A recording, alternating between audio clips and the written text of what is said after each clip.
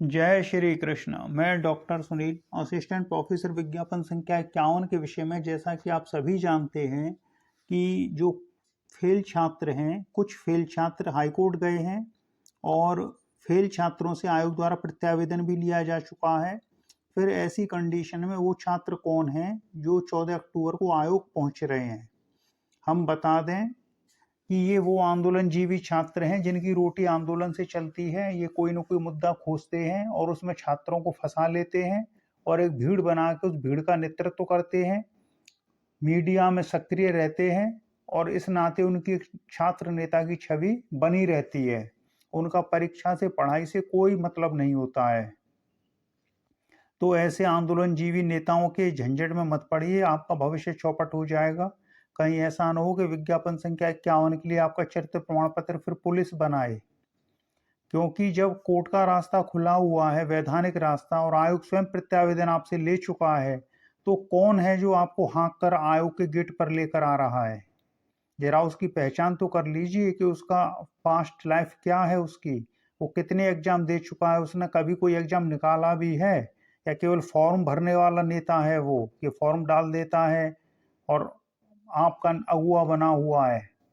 तो हमारा यही कहना है, जैसा हमने ये पोस्टर भी बनाया है कि फेल छात्र कोर्ट गए हैं, फेल छात्रों से आयोग प्रत्यावेदन ले चुका है। फिर ये कौन आंदोलनकारी छात्र हैं जो 14 अक्टूबर को आयोग पहुंच रहे हैं। कहीं ऐसा न हो कि अगले विज्ञापन के लिए चरित्र प्रमाण पत्र पुलिस बनाए। तो इन आंदोलनजीवी नेताओं से, छात्रों से सावधान रहिए। इनका पूरा काम वही है कि कैसे भी छात्रों को फंसाना। और जो पिछली बार ज्ञापन देने पहुंचे थे, उनकी नारे लगाने की शैली को देखिए, नेताओं की थी पूरी।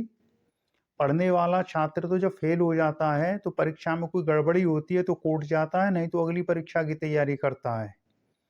तो हमें नहीं लगता इनमें कोई पढ़ने वाला है, क्योंकि जब आयोग प्रत्यावेदन ले चुका है तो आयोग के गेट पर इकट्ठा होकर अराजकता उत्पन्न करने का क्या अर्थ है। कि आप आयोग पर, शासन पर दबाव बनाना चाहते हो तो आइए लखनऊ, लखनऊ में धरना प्रदर्शन करिए। पुलिस की लाठियां इंतजार कर रही हैं यहाँ पर आपका। आयोग के गेट पर उधम करोगे तो वहां भी पुलिस की लाठी इंतजार करेगी।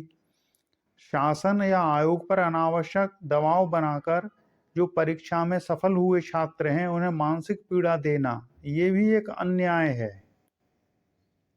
ये जो एक फेसबुक ग्रुप है उसमें कुछ छात्रों ने पूरे दिन यही चर्चा छिड़ी हुई है कि कैसे भी परीक्षा रद्द करवाई जाए। अगर इनके पास कोई साक्ष्य है तो साक्ष्य को लेकर कोर्ट चले जाइए। अब तक तो कोर्ट चले जाना चाहिए था। अप्रैल की परीक्षा हुई है, बैठकर रिजल्ट का इंतजार कर रहे थे, और जब फेल हो गए तो आंदोलन करने के लिए बाहर निकल पड़े हैं। तो हमारा उन छात्रों से कहना है कि जो पढ़ने लिखने वाले हैं कि पढ़ाई करिए। इन आंदोलनकारी, आंदोलनजीवी छात्रों के झंझट में मत पड़िए। ये आयोग ले जाकर आपको बर्बाद कर देंगे। क्या करने आए थे, क्या कर गए, ये कुछ और बोलकर ले जाएंगे और वहां कुछ और कर देंगे। पहले कहेंगे शांतिपूर्ण धरना प्रदर्शन होगा और फिर मीडिया में आने के लिए कुछ हिंसा भी कर सकते हैं। फिर आप भागते घूमोगे इधर से उधर को। तो जो भले छात्र हैं, ये वीडियो उनके लिए है। जो दुष्ट हैं वो आयोग जाएं, उनको कोई नहीं रोक रहा है जाने से। तो ये ट्वीट किया गया है कि जो भले और भोले छात्र हैं वो आंदोलन में न पड़ें। आंदोलन से कोई रास्ता नहीं निकलता है। जब आयोग ने प्रत्यावेदन ले चुका है फिर आयोग पर जाने का कोई मतलब ही नहीं बनता है।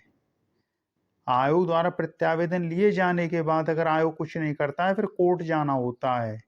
अगर आयोग के गेट पर इकट्ठा होगे तो फिर शासन प्रशासन आपसे निपटेगा।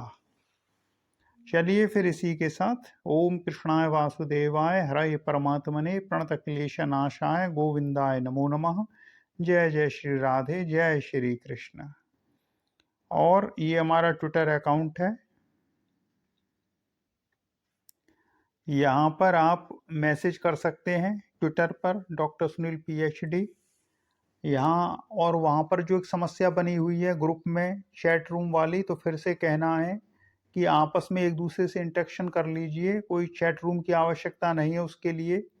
एक दूसरे को मैसेज करिए और अपना एक ग्रुप बना लीजिए।